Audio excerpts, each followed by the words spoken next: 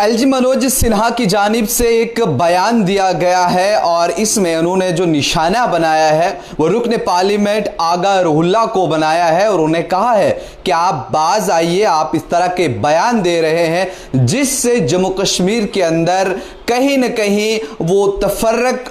जो है वो पैदा हो रहा है, जिससे कहीं न कहीं एक नफरत जो है वो पैदा हो रही है।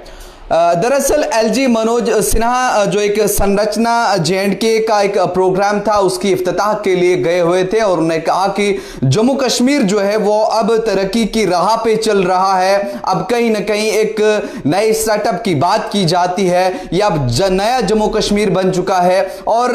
जो बयान दिए जा रहे हैं आगा रुहुल्लाह की जानिब से कि यहाँ पर शराब नवेशी नहीं होनी चाहिए, यहाँ पे जो बाहर से टूरिस्ट आ रहा है वो यहाँ के कल्चर को जो है वो खराब कर रहा है, और मैं चाहता हूं कि आगा रुहुल्लाह जो है वो इस तरह के बयान ना दे, क्योंकि इस तरह के बयान कहीं ना कहीं वो मिलिटेंट तंजीम जो टीआरएफ दिया करती थी, अब आपने ये काम पकड़ा है तो आप इस तरह के बयानों से जो है वो बाज आ जाएं। यानी कहीं ना कहीं कुल मिलाकर के जो है वो हदवे तनकीद जो है वो बनाया है आगा रुहुल्लाह को एलजी मनोज सिन्हा ने, और कहा कि इससे माशरे में जो है वो तफरका पैदा हो रहा है और इस तरह के अनासिर से आपको जो है वो आपने आपको महफूज कर लेना चाहिए, इस तरह की चीजें जो है वो सामने नहीं आनी चाहिए। जो उन्होंने कहा कि मैं अपील करता हूं कि ऐसे बयान सामने ना आए, क्योंकि इस तरह के वाकयात की वजह से ही जम्मू कश्मीर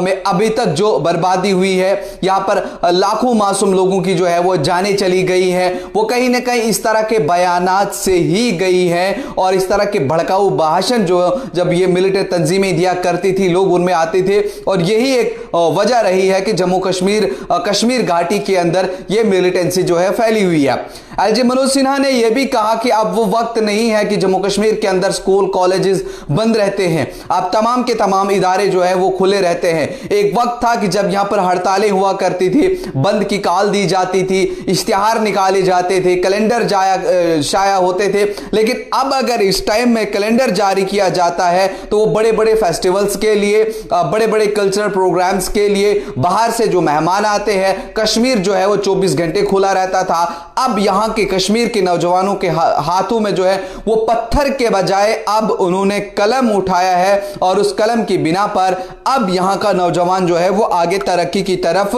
चल रहा है। और कहीं ना कहीं आगा रुहुल्लाह को यह हत्फ तनकीद बनाते हुए कहा कि वो इस तरह के बयानात से जो है वो गुरेज करें। और साथ ही साथ उन्होंने कहा कि जिस तरह से मैंने कहा कि जो लोग मिलिटेंसी से शिकार हुए हैं, जिनके बाप भाई दादा या कोई और मिलिटेंसी का शिकार हुआ है, उन्हें मारा गया है, उस हवाले से उन्होंने कहा था कि जो डिप्टी कमिश्नर्स हैं उनके पास आप जाइए, वहां अपना रिपोर्ट दीजिए, अगर आपको सरकारी नौकरी नहीं मिली है तो आपको सरकारी नौकरी जो है मिलेगी। और उन्होंने ये भी कहा था कि उसमें जो SRO 43 में जिन लोगों ने उसका गलत इस्तेमाल किया है, कई सारी जगहों पर देखा गया है कि कातिलों को नौकरियां मिली है, और उसमें जिसने धांधली की है उसके ऊपर कार्रवाई जो है सख्त से सख्त की जाएगी। और जो लोग छूट गए हैं, जिन्हें सजा दी गई, जिनके या तो भाई या तो बाप या बहन या कोई और घर में मारा गया या परिवार ही खत्म कर दिया गया, उन्हें कई ऐसे परिवार हैं जिनको अभी तक नौकरियां नहीं मिली। उन्होंने कहा कि मैं अनंतनाग में भी गया, वहां कुछ विक्टिम से मिला, उनकी फरियाद मैंने सुनी, और इसमें भी बहुत ज्यादा धांधली जो है वो की गई है। कौन लोग हैं, क्यों ये की गई है, किन के प्रेशर में आकर के या क्या समझौता किया गया है, उनके खिलाफ भी जो है वो कार्रवाई की जाएगी। साथ ही साथ उन्होंने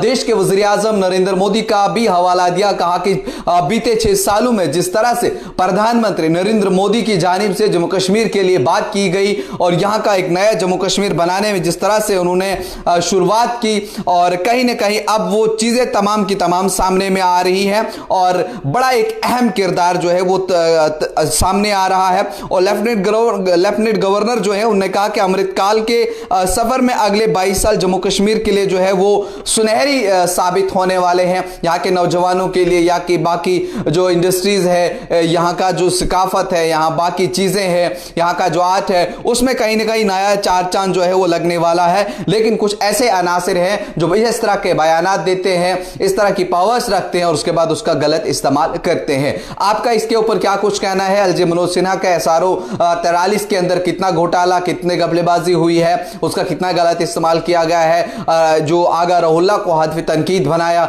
उस पर आपका क्या कुछ कहना है, कमेंट सेक्शन में ज़रूर बताइए।